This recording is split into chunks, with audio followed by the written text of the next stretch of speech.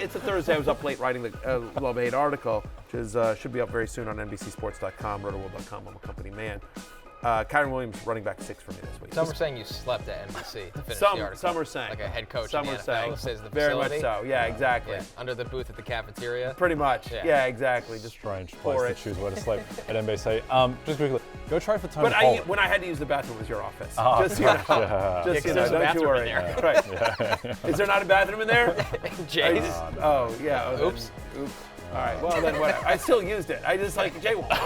Okay.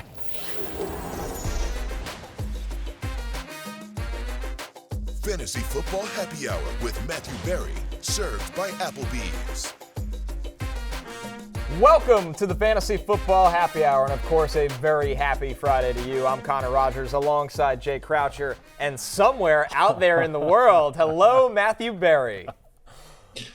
What's up, boys? I'm coming to you from what I believe is a stable hotel room in Tuscaloosa, Alabama. I know it doesn't appear that way. We're having all sorts of issues with my specific iPad. I can't turn off center stage, so I look like I'm slightly tilted somehow. It's very weird. The whole thing's weird. I don't know.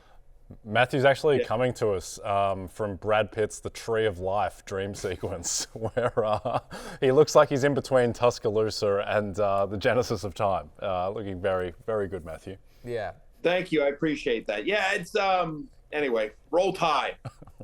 I would go, he's in a horse and carriage with a gaslit lamp. Yes, next to him yes, that can also play. Yeah, we might be back in Also not bad. 1890. Yeah, so we'll, but the show must go on, as they say. The show must go on no matter where Matthew Berry is. He is on the show, and with that, let's jump into our Rotoworld player news. Of course, for all your Rotoworld player news, go to NBCSports.com, and we start with the Giants-49ers Thursday Night Football.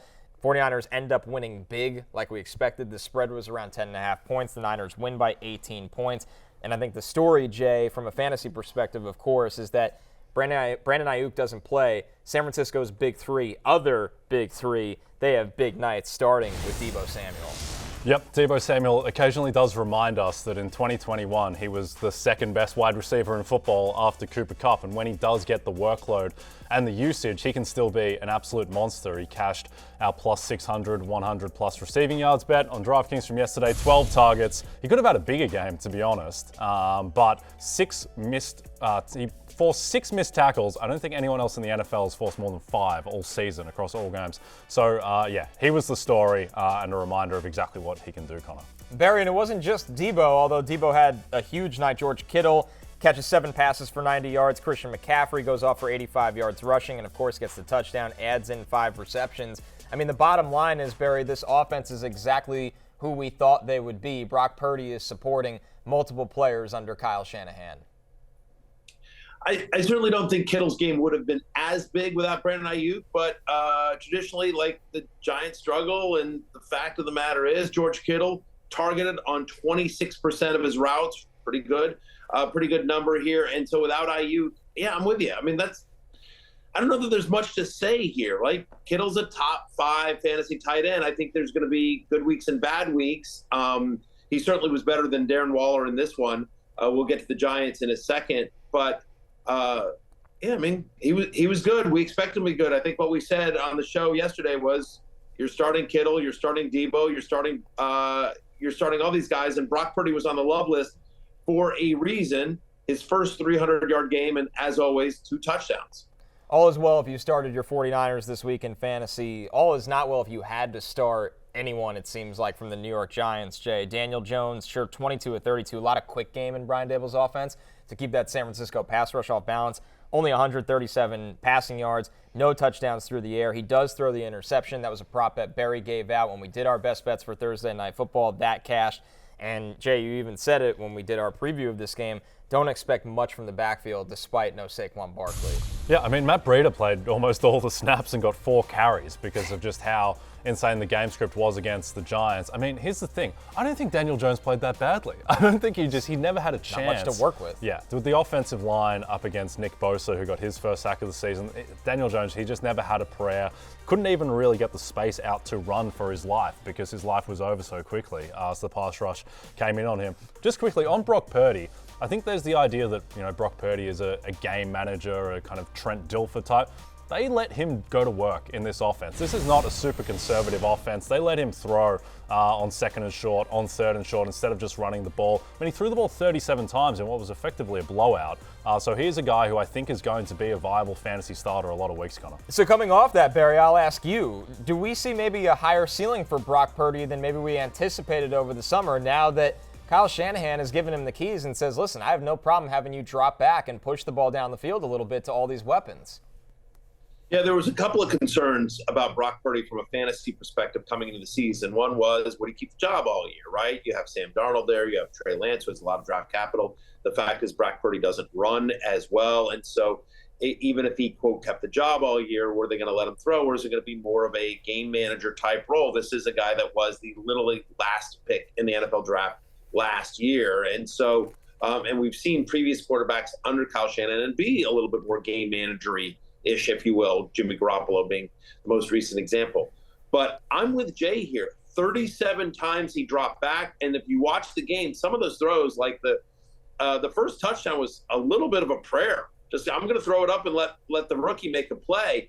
So the fact is that you get a lot of padded stats. Like, I don't have the yards after catch, but I don't know. Deebo just could not be tackled. I was on Instagram last night, and I saw a brilliant reenactment of what Deebo was like out there among all these mortals, right? And so, are we pushing that picture? There we go. There it is. There's Jay Croucher, defenders hanging off Deebo. Deebo didn't actually carry anyone the way Jay is in this picture. But once again, if you want to see Jay Croucher's really cute kids learn about sports betting, his Instagram is a must follow. But your daughters are adorable. There's no question about that, Jay. But yeah, literally it was Deebo can't be stopped. So we talked about this yesterday with Brock Purdy, right? Is that like a 5-yard out to Christian McCaffrey or Deebo Samuel that then turn into a 25-yard counts as 25 yards passing. And they are being more aggressive. When those with that play caller and Kyle Shanahan and those offensive weapons around him, along with a really good offensive line, I do think Brock Purdy is kind of a borderline top 12 fantasy quarterback. Like, he's in the – again, Cousins has been red hot for the first 2 weeks of the season, but he's kind of in that Kirk Cousins range. Like, you'd rather have him than Derek Carr. You'd rather have him than a lot of, I think you can make an argument, like, who would you rather have, like Brock Purdy or Geno Smith, Brock Purdy or Jared Goff? I think I still prefer Geno and Goff, but I think it's a conversation and it's close, Jay, and that's the point. It is close. And in that photo, I only had 2 defenders hanging off me. I needed an extra 2 daughters to really replicate what Deebo had. I have 1 more daughter, but not a 4th. And my wife has put a line through that, Connor, and as have I. I think with Brock Purdy, the thing is that he does throw it up for grabs. Like, he's making aggressive throws, both those touchdowns. And the first touchdown pass in particular, it was an excellent throw. That was the only place where he could put it where the defender didn't have a chance. And Brock Purdy, it was an adventure last night. Like, he turned George Kittle into Sauce Gardner, that one play where Kittle had to break up the interception. The seatbelt celebration. Yeah, exactly. And he probably could have been picked once or twice more on top of that. But he does make aggressive throws down the field in addition to the yak stuff. So yeah, I think he's going to be a viable starter most weeks. Yeah, I think from the fantasy perspective, you like that he's, I don't want to call him a gunslinger, but he definitely has little fear in an offense that the playmakers will probably help you out more often than not. And also, Connor, the one thing I will say about Brock Purdy, he has no fear in the pocket. He stares down the pass rush. That is the one thing that I think is really special about him. And because he does that, it allows these routes to unfold where he can throw it down the field because he is willing to take those hits. Yeah, and even better, you saw a lot of moving pockets last night from Kyle Shanahan, which only buys him more time. All right, let's take a look at all the injuries we've been tracking this week. Of course, a lot of DNPs did not practice from Thursday, and Jalen Waddle still dealing. Connor. Go ahead. Connor, before we move on, I just want to make one point about the Giants. We talked a little bit about the Niners, but just one last point about the Giants.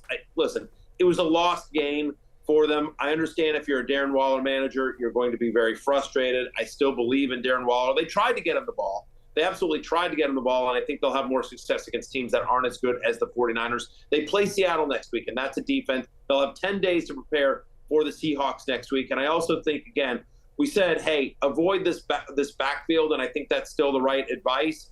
But I will say that if you're desperate for a running back here, Matt Breida, what we talked about yesterday, I should say, is that if you had to start a Giants running back, Matt Breida should be the guy. And he's the guy that, ended up getting into the end zone. He had 4 for 17. He did catch a couple of balls as well. Brightwell's, I think at least two of his rushes came when they were just basically running out the clock. Remember, Tyrod Taylor made an appearance in this game at the end as well because they were just getting blown out. So I do think that while you got bailed out if you started Matt Breida yesterday because he got you the touchdown, it still wasn't a huge game.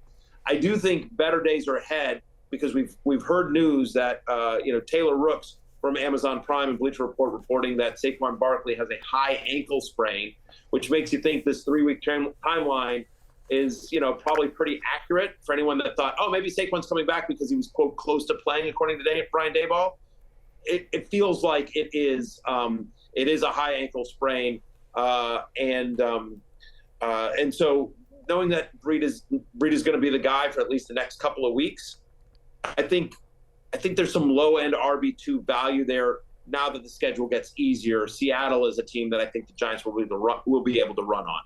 Yep, and even after that, they played Miami the week after. Saquon is still out. The Chargers were able to run all over Miami in week 1. And with Breida, look, he only had 4 carries, but the thing is that the Giants had the ball for 20 minutes out of an hour.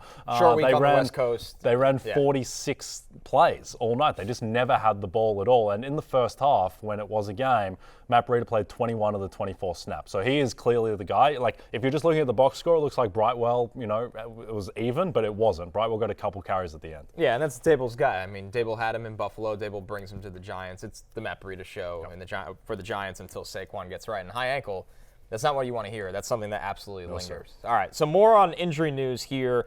Once again, a lot of did not practices from Thursday. Jalen Waddle dealing with a concussion from the brutal hit he took against New England. Joe Burrow did not practice. He's dealing with that calf injury. We'll revisit that in a second. Odell Beckham and Justice Hill did not practice for the Ravens. Sounds like Bryce Young will not play. He could miss 1 to 2 weeks as he deals with the ankle injury. It'll be the Andy Dalton show for the Panthers. DK Metcalf, on the other hand, Puka Nacua and Derrick Henry. Feels like more veteran rest. Yes, they are dealing with things, but they're just not pushing them in practice. They should be okay. Doesn't look like Anthony Richardson is going to play as he deals with that concussion. It'll be Gardner Minshew for the Colts, and David Montgomery dealing with the quad contusion as we've updated throughout the week. Let's start with Joe Burrow here, Barry. He did not practice on Thursday, and we actually got to hear from Joe Burrow after practice on the injury and if he'll be able to play on the longer rest week. Let's hear from Joe Burrow. Just feeling better, not a sore. Time heals, so we'll see. Feel like you'll be able to play Sunday? We'll see. What were you able to do today at practice? I was out there. We'll see. I'm preparing like I'm going to go out and play a Monday Night Football game. Whether that happens, I don't know, but I'm going to be prepared to. Barry, not the most optimistic breakdown from Joe Burrow. This truly feels like a game time wait and see what he can do. Yeah, we'll see. Yeah, we'll see. On to Cincinnati. On to Cincinnati. Look, the key here is that the fact that he didn't practice on Thursday is merely a Wednesday practice. They play the Monday night game. So that's their schedule is a day later. So again, if he doesn't practice on Saturday, then you're sort of nervous. Let's see if he does any work today as well. What I would say though is, again, because it's not only the Monday night game, but it's the second Monday night game. Once again, we have 2 games on Monday night. That always drives me crazy. I want 1 game on Monday night, 1 game on Sunday night, 1 game on Monday night, 1 game on Thursday night. Stop with the multiple games in prime time. That's me. This is my own personal feeling. That said, it's the second primetime game on Monday night, which means that if you have Burrow, you either need to try to grab Matthew Stafford, who's still out there in a number of leagues. That's who Cincinnati plays on Monday night. They play the Bengals. They play the Rams. Or if Stafford is gone in your league, you either need to, A, get comfortable with Jake Browning as your starter, or look elsewhere on the waiver wire and just chance it. Again, wait to see. One thing you could do is maybe we get more news. Think about this. The Sunday night game is Steelers-Raiders. I actually think both Garoppolo and I think that's going to be a sneaky high-scoring game, and I actually kind of like Kenny Pickett. I know he's been bad for 2 weeks, but he's probably out there in a lot of leagues. So you could grab Pickett as a pivot and hope you get news by Sunday night, or see how your game is going. And maybe if your game's going and you're up by a decent amount, you can say, like, you know what, I'll risk it with Jake Browning or whatever. And if you're like, oh, no, it's close, I'm going to need a good quarterback game, then maybe you go grab Kenny Pickett. But either way, just be aware, watch the practice reports today. This is nerve-wracking until we know whether or not Joe Burrow is going to go. It's the last game of the week. The one thing I will say is, regardless of whether Joe Burrow is in or out, if I have Jamar Chase, if I have T. Higgins, if I have Joe Mixon, I'm starting them regardless of who's under center. They're too good to bench. And Jay, as we sat down to record the show, the Bengals did bring Reed Sinnett onto their practice squad. I know he was with them during the summer, and obviously Sinnett's not somebody that you're looking at, going crazy over, but the fact is they need a backup for Jake Browning if Joe Burrow can't play. So they're preparing for all scenarios. This truly seems up in the air. Yeah, and so the line for this game, Connor, opened at Bengals -6.5 when it seemed like Burrow would play. Then it went all the way down to 1.5, and now it's back at 3. And this 3 is a fake line. Like, it's not going to finish at 3, because if Burrow doesn't play, it'll go closer to pick. If he does play, it'll be more like 6. So I think this is a true 50-50, and I'm in a Scotty Fishbowl league where Superflex, I've got 3 quarterbacks, Brock Purdy, Matthew Stafford, Joe Burrow. Normally, I would have started Stafford and Burrow. Because of the Burrow uncertainty, I just started Purdy, and then I'll see Stafford, Burrow, who's ready to go. I might just start Stafford anyway because of the uncertainty. But yeah, to Matthew's point, I think you kind of need to pick up Jake Browning. Wild. If you've got Burrow. Yeah, wild. If you don't have a quarterback that can play this weekend, to be safe. On some Have other a plan. Yeah, have a plan, exactly. On some more positive injury news here, Kenneth Gainwell did return to Eagles practice. He was dealing with the rib injury. It was just a limited session for Gainwell, but we also heard from Nick Sirianni on potentially just sticking with DeAndre Swift if the hot hand is rolling that way. Let's hear from Sirianni. We're going to ride the hot hand. Do I think it's sustainable? I mean, I think he's, his body's ready to go, and I don't ever want to put an expectation on anybody of, we'll if he's got the hot hand on Monday night, we'll keep rolling with him. So we feel really good about the work he puts in to make sure that his body's right, and it's hard not to run a ball like that. Give it to him 35 times. It's hard not to do that. Nick Sirianni on the state of the Eagles' backfield right now. Jay, how do you look at this group if Gainwell comes back, Swift coming off of a monster week? It's a team that we thought coming into the year they were going to split the carries anyway. Injuries have kind of dictated something else, but how do you break this situation down? So the way I'd break it down is I think DeAndre Swift, and we spoke about this earlier, but I think DeAndre Swift is the highest variance player in fantasy the rest of the season, because there is a chance that, particularly with Gainwell injured and maybe not 100%, that if he gets another week to be a workhorse back, maybe they just stick with him because he is super talented. He's never played in a context that is this good and this favorable, and he could be a top 5 running back in fantasy this year. He could also in 2 weeks just be the 2nd or 3rd stringer. So I would say the approach with DeAndre Swift in particular is that if you're in a league where you've started 0-2 and you need to make a home run swing, try and trade for DeAndre Swift, someone who's not comfortable with the situation in Philadelphia, because he has just tremendous upside, Connor. Barry, I know that Gainwell comes in right now as RB30 for you as they get ready to play the Bucs. What would you do with this backfield if you were rostering these guys? Is there anybody that you potentially might just sit this week? No. I mean, again, I had Gainwell at running back 30, so I don't have him listed as a starter except in a deeper league. I would start DeAndre Swift if I had him. You heard Sirianni. I like the fact that Sirianni's sitting there going like, yeah, I'd have no problem running him 35 times. That's the comments of a kind of guy that has clearly never had DeAndre Swift on his fantasy roster, because that's never happening. We love DeAndre Swift. Certainly, if I'm playing an Eagles running back this weekend, it is DeAndre Swift. He'll have the opportunity to continue the hot hand that he started last week against the Vikings. All that said, it's going to be a committee. My expectation is that Jalen Hurts starts to get going as well. Like, he's been a little bit slow to get going. And what I would do with this backfield, to answer your initial question, is that whoever I had, I would stay put, because I do think Kenneth Gainwell will have value this year, and clearly Swift is going to have value this year. And what we talked about after that Vikings game is that the fact is coming into the year, we thought it might be a 4-headed monster, adding in Rashad Penny and Boston Scott. And I think what we can feel confident about saying is that unless there's an injury to either one of these guys, that Boston Scott and Rashad Penny aren't going to be a thing. Kenneth Gainwell was out in week 2, and still Boston Scott and Rashad Penny couldn't get a sniff. So a backfield that's really only two people, Swift and Gainwell, that we can work with. We can work with that because that offense is that explosive. That offensive line is that good. They are that. They're not that run heavy. I mean, they will be run heavy, but you know what I mean. Like we can work with that. So I think Swift is a RB2 with upside. I think Gainwell is a flex play, a low end flex play at least this week until we see how it shakes out a little bit. But yeah, there's going to be value for both those guys in the backfield this year.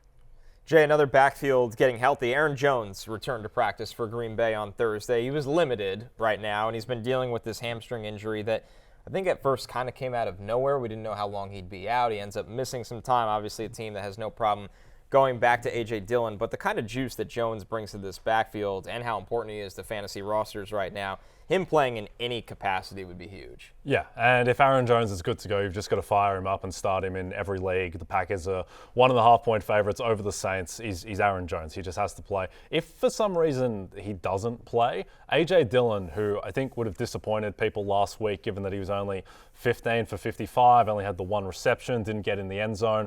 The Packers only ran 47 plays in that game because they couldn't get Bijan and Tyler Algier off the field, and so they just never had any time of possession. So if Jones can't play, then A.J. Dillon is, I would think, a top 20 player this week, Matthew. Yeah, I agree. Okay. Barry, one more. We move on. Okay. You kind of pulled the Joe Burrow on there, which I actually completely respect in that spot. We'll see if Jay is right. We'll see if Jay's right. We'll see. Jay's right. Our last one here, Panthers writer Darren Gant said Bryce Young is not expected to play in Week 3 against the Seahawks. We've even seen some reports out there that this ankle injury could be a 1 to 2 week injury. Barry, getting away from Bryce Young because he's not fantasy relevant right now, and his replacement, Andy Dalton, won't be fantasy relevant either.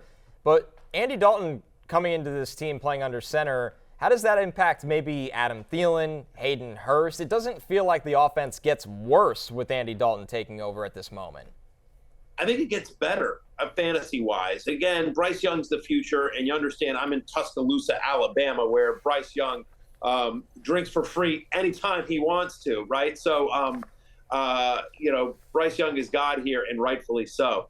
But I will say that in the short term, I do think this offense will be better under Andy Dalton, who is and I say this with respect, a professional quarterback who can make plays and do the reads and get the ball out, and I think is likely going to be a little bit more aggressive than Bryce Young is at the moment.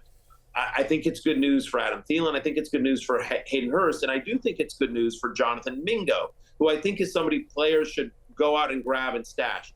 Very quietly last week, Jonathan Mingo had a 95% route participation.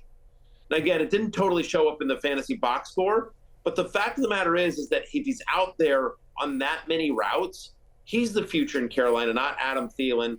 Candidly, not even Hayden Hurst. We'll see about DJ Shark at some point. But, I don't know. I think Jonathan Mingo is one of those guys that, I would grab and stash before you have to go out and compete for him. So I do think Dalton, they'll be a little bit more open pass-wise with Dalton under center. It's not a matchup that scares you against the Seahawks either. So I think this helps both those guys. And I think, Thielen becomes, Hayden Hurst becomes a viable tight end too under Hurst. Under Dalton. And, Adam Thielen is a low-end wide receiver 3 who, put up good numbers last week. Jay, and I think to further enhance that point, the injury to Bryce Young feels like hasn't moved this line at all, right? No. I mean, it's been bouncing around between 4.5 and 5.5, but that doesn't really mean anything. So few games actually finish with a 5-point margin. I'm with Matthew. I think this makes their offense better, if anything. Bryce Young has been the worst quarterback in the NFL by PFF grades so far. And look, he's played 2 games. He's young. He's going to be good eventually, but right now he's not really helping this offense succeed in the passing game. And I agree that Jonathan Mingo, who was playing basically every snap, and had 8 targets against the Saints. I think he is a guy. His receiving prop on DraftKings is 36.5. For a guy who plays almost every snap and got a lot of targets and is a part of this offense, I think that's a little bit too low. So for deeper leagues, I think Mingo is viable.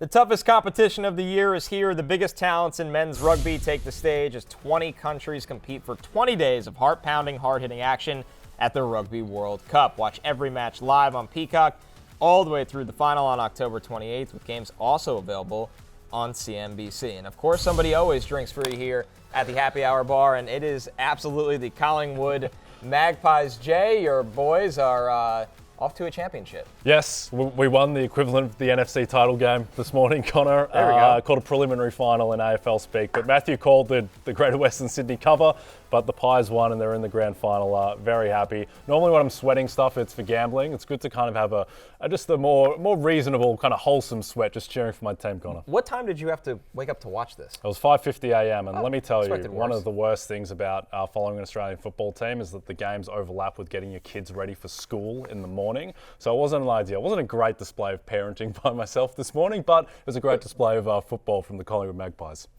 I got to be honest with you. I'm impressed because I would have just said, hey, there's no school. I would have just said to my kids, there's no school. It is what it is. You know what school is? We're going to learn about how to root for the Collingwood Magpies. Because, how many kids go to school? You only have a 5-year-old that goes to school, right, Jay? Yeah. Yes, correct. Right.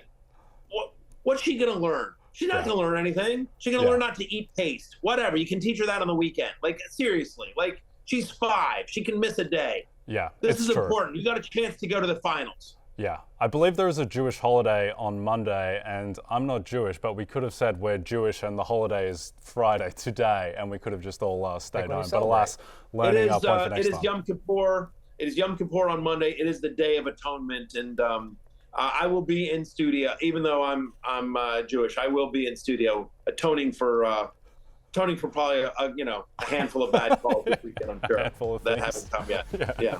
It's a little slice of atonement. Man, let's not redo East Lansing and Tuscaloosa. With that, we'll take our first break. When we're back, it's What's on Tap. We're looking at the highest totals going into this weekend's slate. Saturday, the Ohio State Buckeyes are heading to South Bend to take on the Fighting Irish of Notre Dame in prime time. Also worth noting, Barry, your undefeated Terps take on Michigan State in your favorite spot, East Lansing. That's at 3:30 on NBC and Peacock. Also, while we're on break, David Montgomery, we sit here and tape on Friday, not practicing. OBJ and Justice Hill also not practicing for the Ravens. So get your Craig Reynolds and Gus Bus lineups fired away. All right, it's What's on Tap. Bud Light, What's on Tap, the official beer sponsor of the NFL at the Bud Light Bar here on the Happy Hour. As we look at the matchups with the highest point totals of the week here, Jay, we are going to start with the Chargers traveling to Minnesota to play the Vikings. This over-under is at 54. I believe that might be one of the highest, if not the highest we've had of the entire season right now. So let's start with the Chargers here.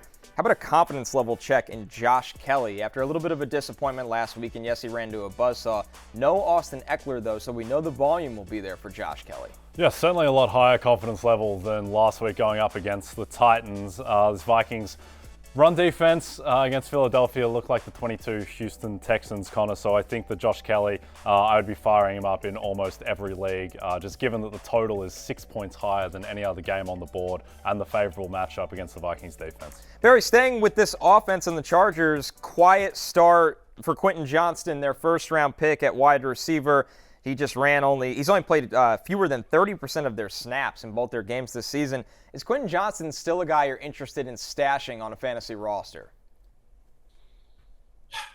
Listen, it's an explosive offense, and the minute something happens to Keenan Allen or Mike Williams or even Josh Palmer, we could see Johnston get more on the field.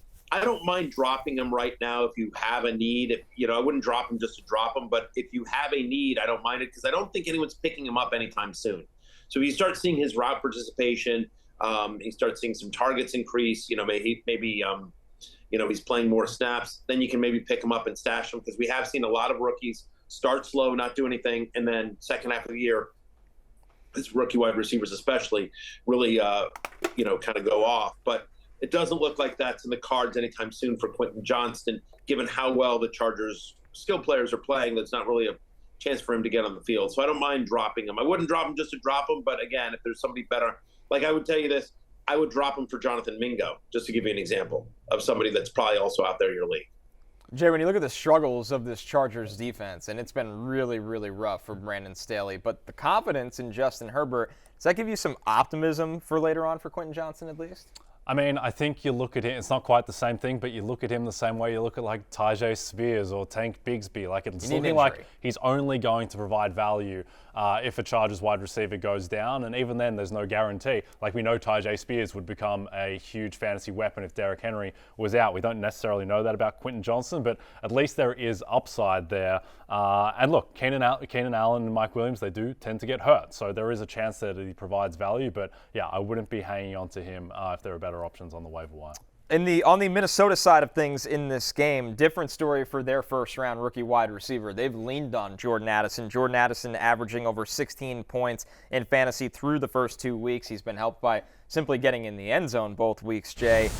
When you look at Addison right now, is he kind of deemed himself as an every-week starter in fantasy? Because the volume of this passing offense is very, very high. It helps that they have talent under center and at wide receiver, but also this is another defense that feels like they put their offense playing behind constantly. Yeah, definitely. And look, Kirk Cousins is the favorite on DraftKings to lead the league in passing yards. And so I think that he is perfectly able to support 3 different receiving options. And that's obviously Justin Jefferson, it's obviously TJ Hawkinson, and then I think it's Jordan Addison as well. And look, his first 2 weeks, it's been a little bit fluky because he hasn't had a ton of targets and he's been dependent on these bomb touchdown throws. But at the same time, I think that is mitigated by the fact that he's a rookie. He's played 2 games. He's going to grow into the season more and more. And this team projects to throw as much as any in the competition. Barry, where does Addison rank for you coming into week 3 after an impressive start for the rookie wide receiver?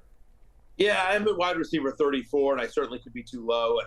The touchdowns are, somewhat unexpected. You don't expect them to score one every single day. But to your point about them getting more confidence in Jordan Addison, 56% of the snaps in week 1, 71% in week 2. It is a team that's going to throw quite a bit. His production is coming, I think, at the expense of KJ Osborne. I agree with Jay. There are 3 fantasy-relevant pass catchers on this team. It's clearly Jefferson and Hawkinson. That's one of the reasons why I'm down on Osborne this week. He's my wide receiver 48. But again, 76% of Jordan Addison's total yards have come on touchdowns. Of his receiving yards have come on touchdowns on those long, deep plays. But you know what? That's part of his game. They are going to take shots. This is a defense that gives up big plays. It's worth noting that no team in the NFL has given up more deep receptions this year than the Los Angeles Chargers. You can throw deep on them. We saw what the Dolphins did to them in week 1. We've seen even the Titans, the high-flying Titans of all people. The Titans were able to move the ball effectively. We saw Treylon Burks catch a long one against them. I do think Jordan Addison is a high variance but upside wide receiver 3 play this week. Connor, where do you have Addison ranked among your wide receivers in the draft? Wide receiver 2, only behind JSN. I was actually a little higher on him than I feel like a lot of people. I thought he was a clear first-round player. I didn't care about the size. It's also an amazing landing spot. If you're a draft analyst, you love when this happens because, as Barry hinted, this is a team that throws the ball. They like to live in 11 personnel, and that's why we brought up KJ Osborne. He still played 93% of the snaps. The wide receivers live on the field. They understand how to get them in space. Addison's for real. He's going to be a consistent fantasy threat, especially in PPR, because the targets are there. As much as we love to pepper Justin Jefferson with as much volume as possible, you have to have somebody else. That's why they had Adam Thielen succeed for so long. I think the ceiling of Addison in this offense is much higher than what we saw from Thielen last year. Yep, and we're going to see games like last season when the Vikings played the Patriots, and Bill Belichick's like, I'm just going to bracket Justin Jefferson. Now, he still had a massive game anyway because he's Justin Jefferson, but I think there will just be games where teams just say, Justin Jefferson cannot beat us, and it's going to be Addison and Hawkinson who get more of the targets. That's exactly right. Okay, with that, let's move over to our next high total here, and that is the Broncos traveling to Miami. Miami favored by 6.5 points. The over-under in this game is set at 48, which might seem like a little bit of a surprise considering how the Broncos offense has been under Russell Wilson over the last year. But when you look at what the Dolphins are doing on offense, Jay, I mean, that's why these totals are going to be this high this week, because they can carry it on their own. Let's start with the problem of this game, though. That would be the Broncos. Is there, some attraction to using Russell Wilson as a streamer this week? We have a lot of quarterback injuries. Russ hasn't been bad under Sean Payton. I know we want more from him, but is he a streaming option? I think so. I think Russell Wilson's been fine. He looks better than he did last season. He doesn't look like Seattle MVP candidate Russell Wilson, but he is airing it out. He's using his legs a little bit. And look, I think he's in that group with Jared Goff and Brock Purdy and Geno Smith and these type of guys who are perfectly viable if the matchup is attractive. That's right. Okay, Barry, when you look at the Broncos offense, Anything else that interests you from a fantasy perspective right now? We've seen Russ. He's been better since they moved on from Nathaniel Hackett last year. He still hasn't played like peak Russ, but he's been better. Does that help anyone else out in this Broncos offense? Yeah, I mean, I think you obviously Sutton and Judy, we're waiting to see them really kind of emerge here. It'll be interesting to see on Sunday. Did Marvin Mims earn more targets? Right now, they're not committing to that. But, he only got I think he only played 5 snaps or 6 snaps, but obviously made the most of them. So we'd love to see Marvin Mims get more run. I have Javonte Williams as a top 20 fantasy running back this week. So, look, it's a high-scoring game, and I always like to use high-scoring games in this as kind of a tiebreaker. So depending on who else you have on your team, if you've got Cortland Sutton and you've got Jerry Jeudy and you're thinking about using them versus somebody else, I use it as a tiebreaker. Yeah, give me the guy in the higher scoring game. I don't know why iPad's going up and down, by the way, just noticing that. I'm trying to sit still. I can't get off the camera thing that I don't know, it's a whole thing on my iPad, but that I'm doing here. But yeah, I mean, I think it's sort of, as always, check my rankings. Tune into Fantasy Football Pregame Sunday morning, 11 a.m. Eastern, right here on Peacock, and we'll get you set for it. But do I think to Jay's point, do I think Russell Wilson is playing better and confident enough to keep fantasy relevant players afloat? I do. Obviously, his score last week was inflated by the Hail Mary, which you can't expect to repeat. But I have him as a top 12 guy. I'm on my others receiving votes love list this week because he's running more, to Jay's point, 56 rushing yards last week. And this should be a high-scoring game where he's going to have to throw to keep up. Yep, and Terrence Malick's Tree of Life got pretty weird around the 39-minute mark as well, so it would make sense that Matthew's iPad goes off the rails given his current setting. Let's dive into what everybody's really tuning in for in this game, and that's the Miami offense. Now, Barry, the thing is with this Miami offense, we know how great Tyreek is. We know what Tua can do under Mike McDaniel, but there might be no Jalen Waddle in this game as he's still not practicing due to the concussion. What does that do for the other Miami pass catchers in McDaniel's offense? I think it elevates them. I don't know that it elevates them enough to you feel like, oh, these guys are absolutely must starts. I think, but if you're in a super deep league, if you're truly desperate, if you're playing DFS and you're looking for a cheap option, Braxton Berrios, who's played 43% of the snaps, has an 11% target share so far this year. He's kind of interesting. River Craycraft, 35% of the snaps, a 10% target share. Berrios, to me, is the more interesting one just because I feel like he's just been around a little bit longer, right? He's got a little bit more experience in this offense with Mike McDaniel, and so and just more experience in the NFL. So, and he's got a slightly higher target share and snap rate. So Berrios over Craycraft for me, but maybe some Durham Smythe as well. They mix and match. It's hard to say that you'd feel great about starting any of them because neither of them are, quote, Jalen Waddle. But again, if you're desperate, why not target somebody that's in a high-flying offense that's going to be in a high-scoring game? Yeah. I think we've said the words Durham Smythe every show for the past 3 weeks, so it's good to keep the streak alive. Yeah. In terms of hopefully he'll earn some of it. Hopefully he'll earn some of it. Yeah, indeed. River Craycraft. Yeah. River Craycraft also developing his own streak. Look, with Jalen Waddle, I mean, the main beneficiary, honestly, is probably just going to be Tyreek Hill. And if you're any concern about Tua, I wouldn't, so long as Tyreek Hill and Mike McDaniel are still there. I'm fine starting Tua. He's just must start every single week in this offense. And also a sneaky thing is that it looks like Teron Armstead is going to play. He's getting in limited practices. The buzz from Mike McDaniel was that he was probably okay to play on Sunday night against the Patriots. They were just being conservative, and he wanted to play, so I suspect he's going to be out there, and this offense could look even better with him back. Jay, let's stick with Tua right now. What does he have to do to not gain ground, because it's dead even, and it's going to take a lot, but to really start to separate himself in this MVP conversation, especially when you're dealing with Patrick Mahomes, who's always going to get the benefit of the doubt? Look, I think team success is such a big part of MVP, and if the Dolphins, if they get the 1 seed and Tua keeps up with, these leaguing efficiency stats, then I think that he's going to be someone who can win MVP because he was a candidate last year, which I think people forget because of how his season ended. But, he was right there behind Mahomes and Jalen Hurts, and he's someone who, he just looks better than he did last year as well. Like, I think back to the Chargers game he played last year, he was terrible, and then he just absolutely eviscerated them in week 1. He's just making better decisions. He's second year in the offense. I think we just have to treat him like a top 5, top 7 7 quarterback going forward. All right, let's get into our last game here. Also, another point total set at 48. It is the Bears traveling to Kansas City. The Chiefs, not a huge surprise. They're favored by 12.5 points. It has been some kind of week for the Chicago Bears. And as we've said on this show, they're either going to respond to all of that and make this interesting, or this could be the beginning of the end of their absolute season. So, Barry, we will start with the Bears. Is DJ Moore a sell high after last week, or are you still optimistic about him going forward? Yeah, I mean, I'm still optimistic about him going forward, and I also don't think you can, quote, sell high, because I don't think his value is all that high. I mean, again, with all the drama going on around Chicago in the passing game, you don't feel great about DJ Moore.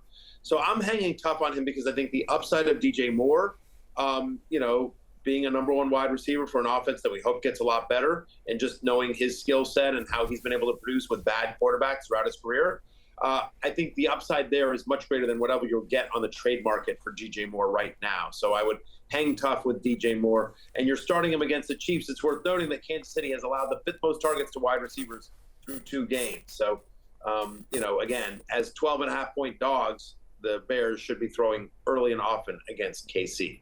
Yeah, we'll see what kind of adjustments this offense makes after Luke Getsy's kind of been under fire, even maybe by his own quarterback, although those comments were clarified. And listen, it was kind of interesting, too. We had a clip, Devin White saying to DJ Moore, they ain't using you, right? So as you see it right here, in a mic'd up situation it was on the Bucs side of things, but even other players around the league, Jay, are noticing some of the dysfunction of the Bears offense right now. It's so crazy that this got out in the first place. I can't Yes, believe that's it. question This is number a very 1. strange release from the Bucs. I love it. Look, I think your optimism around the Bears offense in just all phases, it just comes back to, do you believe in Justin Fields as a passer? Because we know what he can do on the ground. It's just a question of whether he's getting designed runs called. But, I mean, Connor, you watched a lot of his college tape, obviously, and you've seen him in the pros. Do you think there's much more there as a passer, or is this just who Fields is in year 3? He's just hesitating, and he's playing slow. That's what it comes down to. And it's not just the passing. He's been a guy that it takes a little while to load up and get the ball out, but he has such a powerful arm, and he had a really accurate arm in college that you thought he can get away with it behind a good offensive line. He hasn't been behind a good offensive line. I think the lack of running this year is a massive disappointment from Justin Fields, because you know you're going to be under pressure. They're not designing runs for him. He's also not scrambling a lot. He's taking way too long to make that decision to scramble. And clearly there's some dysfunction of the actual calls in this offense, whether it's lack of creativity. I know they ran that exact screen back-to-back plays. It seems very obvious. And, I'll kind of send this back to you, Barry. The Bears have a lot of dysfunction throwing the ball right now from what they're getting under center. Does that give you any hope of the future for handing the ball, as Roschon Johnson's ascent has kind of begun and fantasy managers are taking notice? Yeah, certainly. I mean, I think we have to all be excited about Roschon Johnson, because backup running backs, generally speaking, have 2 paths to fantasy success. Number 1 is the person in front of them gets hurt, or for whatever reason, there's suddenly an opportunity to start. The other way is just that they turn out to be better, and they actually win the job. And so Roschon Johnson, who started the season 4th on the depth chart, we talked about this early in the preseason on this show, where it was just like, well, you've got Khalil Herbert, you've got Deontay Foreman, they've got Travis Homer, who's good on 3rd down and is going to play some special teams. So Roschon Johnson's actually 4th on the depth chart. Well, we're already 2 weeks in the season, and Roschon Johnson basically splitting touches with Khalil Herbert. Deontay Foreman was a healthy scratch last week as well. And so obviously if anything were to happen to Herbert, it would be Roschon Johnson. But the fact of the matter is Roschon Johnson just might honestly be better than Khalil Herbert and win this job outright on pure talent. And so as a result, I think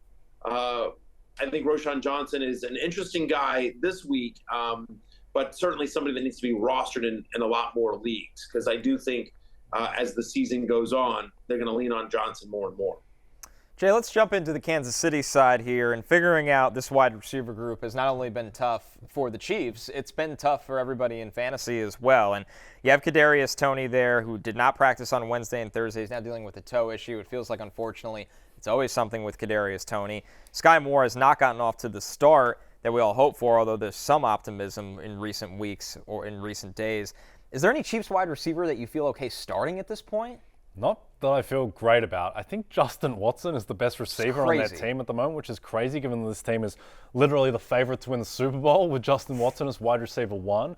Look, it's Kelsey, it's Mahomes, it's Pacheco, and then after that, it's a little bit grim. I do think the offense just overall, Connor, will look better now that Kelsey is healthier. He wasn't 100% last week. He was not right. And the fact that, he should be better for the run, I think that will help the whole offense. The most interesting guy to me is still Sky Moore, and just seeing if he has any upside. He caught the bomb last week, but still he's not really getting the targets. I just think this is going to be an egalitarian offense, and it's just going to be Mahomes, Kelsey, and then Pacheco. I think what's frustrating with Moore is he's getting the snaps and he's getting the routes. Besides MVS, he's the guy that's out there. Yep. But we always say it's a lot of cardio because he only has a 9.1% target share. So he's out there, but he just hasn't been overly effective and not in sync with Patrick Mahomes. Barry, how do you rank these guys coming into week 3? So a bunch of different things. First off, I would love Justin Watson to become a thing. I'm with you, Jay. I don't get why this guy doesn't get more run. I have him in a deep dynasty league. By the way, a deep dynasty league that lost Cooper Kupp and Austin Eckler didn't have Travis Kelce in week 1. I need Justin Watson to be a thing. And I lost Brandon Cooks. Like, it's 12-team, 33-man rosters. Like, it's super crazy deep. Anyone with a pulse is viable in that league. I just traded for Cedric Tillman this morning, actually. Connor, I know you like him quite a bit as right. Yeah. So anyway, but the fact is that, so I wish Justin Watson would become a thing, but so far he just hasn't been. He's been there for a while, so I don't know what it is, whether they just don't feel comfortable with him and they think he has to have a narrow route tree, or he's just a deep threat. I don't know what it is. I have Kadarius Toney ranked the highest of any of the Chiefs wide receivers. He leads the Chiefs in target share. Now, it's 13%. To your point, earlier, Connor, you're just saying Sky Moore only has a 9% target share. Kadarius Toney leads Chiefs wide receivers with a 13% target share, which just sort of tells you just how much they spread it around. But I guess if I have to pick someone, and again, Kadarius Toney is my highest ranked Chiefs wide receiver, and he's wide receiver 51. So it's just but Kadarius Toney, again, I feel like after week 1, they went to him a lot in week 1. He made a bunch of bad drops. They went back to him in week 2. The Bears have been a bottom 6 pass defense through the first 2 weeks. They're 12.5-point favorites. I know they really like Kadarius Toney there, and they want to get him going. So it feels like they might have a package for him. I have Sky Moore at 56. Again, it's just who scores the touchdown? We just don't know. That's the problem, is because Mahomes is just so talented, and they just have so many guys that they scheme up, and it really feels like Kelsey, Pacheco, and Mahomes are the only ones that you feel good about any given week for the Chiefs. Otherwise, it's just throwing a dart and hoping for a touchdown. Jay, I'll close on this topic. This line is set at 48. We obviously, during What's on Tap by Bud Light, we always go through the high totals. Am I crazy for thinking this line might be fool's gold? I mean, Kansas City's offense hasn't been what we're accustomed to seeing. They're still figuring it out. The Bears' offense is dysfunction with a capital D right now. Is this a little high to you, or are we buying in on maybe some garbage time offense here as well? Well, I think the thing is that after everything that's happened to the Bears, a lot of people have texted me saying the Bears are going to bounce back with all the dysfunction. The issue is that their players are just a lot worse than Kansas City's. It doesn't matter how motivated they are to play well. I think it's going to be ugly for Chicago. And Mahomes with Kelsey another week, right? I think this offense will look better, Connor. All right, with that, we're taking our last break. When we're back, it's last call. We're sending Matthew Berry our pickup lines. Who's he going to roll with this week? Right after this.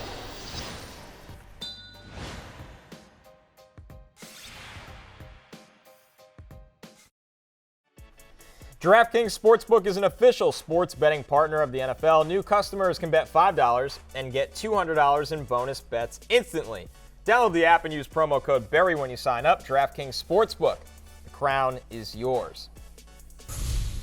All right, as you see here, we're looking at DraftKings' biggest spreads of the weekend incoming here, Jay. And last segment for What's on Tap, we obviously looked at the biggest point totals as well. The highest spread of the week, the Chiefs favored by 12.5 points over the Bears. But this is the time of the show where we give Matthew Berry our pickup lines, is what I would say. What do you have for Berry this week, Jay? Still a kind of terrifying concept of a segment in general, but we continue to roll with it. Matthew, the Atlanta Falcon, who has the most targets so far this season. It's not Drake London. It's definitely not Kyle Pitts. It is Bijan Robinson, and his receiving yards prop on DraftKings is 23.5. The most amazing stat to me of week 2, Connor, was that Bijan Robinson lined up at wide receiver 24 times. He's just a monster. He is their best running back, clearly. He might be their best wide receiver as well. His snap percentage went up from 63 to 72% in week 2. I think this is a thing that we forget with rookies. Like, they're rookies. They play more as the season goes on. Guys like Bijan, Jahmyr Gibbs, Jordan Addison, they're going to see more run. And I think Bijan is just going to be continued to use as a weapon out of the backfield, given that Desmond Ridder does not seem very good and cannot throw the ball down the field. So Bijan Robinson over 23.5 receiving yards. He's gone over the first 2 games. Matthew, that's my pickup line. What do you got, Connor? All right, for Barry, I'm going with the spread here, and I'm looking at a big one. The Dolphins favored by 6.5 points against the Denver Broncos. Listen, this is pretty simple right here. I mean, Miami averaging 30 points through the first 2 weeks of the season. The Broncos under Russell Wilson last year, they only got over 20 points 6 times. I understand things are different under Sean Payton, but just how different are they, Jay? And a couple things here on Denver's defense right now, which is a bit of a surprise. They are allowing passing touchdowns at the 5th highest rate in the league, and Denver is allowing the 4th highest passer rating against Jimmy Garoppolo and future Hall of Famer Sam Howell. What is Tua Tagovailoa and Mike McDaniel going to do to that Broncos team, Matthew Berry? Fair enough. The truth of the matter is I like both bets. I think both bets cash. I really like both. I wish I could take both of you home. But unfortunately, this is not Buffalo. So this is not our magical night in Buffalo, Jay. So I have to pick one. And I hate to say it, but I think I'm going to go with Connor here. Again, I like both bets here. I like both bets, but when you boil it down, like, who do I want to count on more, Desmond Ridder or Mike McDaniel? I'm going to go with Mike McDaniel here. So I do think, again, both bets cash, but I feel really good about the Dolphins here at home against a Broncos team that shouldn't have been as close to the Commanders as they were. West Coast team traveling east for a 1 o'clock game. Miami in September is tough. Florida in September is tough. It's hot and sweaty and gross, and so I'm going with Connor. Yep, no, I like that. I like as well that you hate riding with Connor's bets. Yeah. Connor batted 1,000 on his bets last night on Thursday Night Football. 1 for 1. Yeah. Can't miss that much if you only have one bet. Also, I don't believe in Desmond Ridder either, and that's why I like the over on Bijan Robinson's receiving yards, because I don't think he can throw down the field at all. It's going to be a lot of dump-offs to Bijan. Listen, and there wasn't a wrong choice for Barry last week, because I went with the Bucs over the Bears. That hit. You went with Christian McCaffrey's rushing prop, which hit almost instantly. First quarter. Like. That's it for us. For Barry out there somewhere in Tuscaloosa. For Jay, I'm Connor. Have a great weekend, everybody. Say hi to Jessica Chastain and Brad Pitt for us, Matthew. Will do. Roll Tide. Hey, it's Matthew Berry from NBCSports.com and Rotoworld.com, and I want to thank you so much for watching whatever it is you just watched, or if nothing else, being too lazy to click out of the autoplay after this video started, after whatever it is you actually wanted to watch finished. But now that you're here, I'd like to take a moment here to ask you respectfully now, okay? I'm asking you respectfully to subscribe to the NFL on NBC YouTube channel. You'll get the latest Rotoworld fantasy news headlines, all sorts of great shows, including my own Fantasy Football Happy Hour. So go subscribe now. Again, I'm asking respectfully.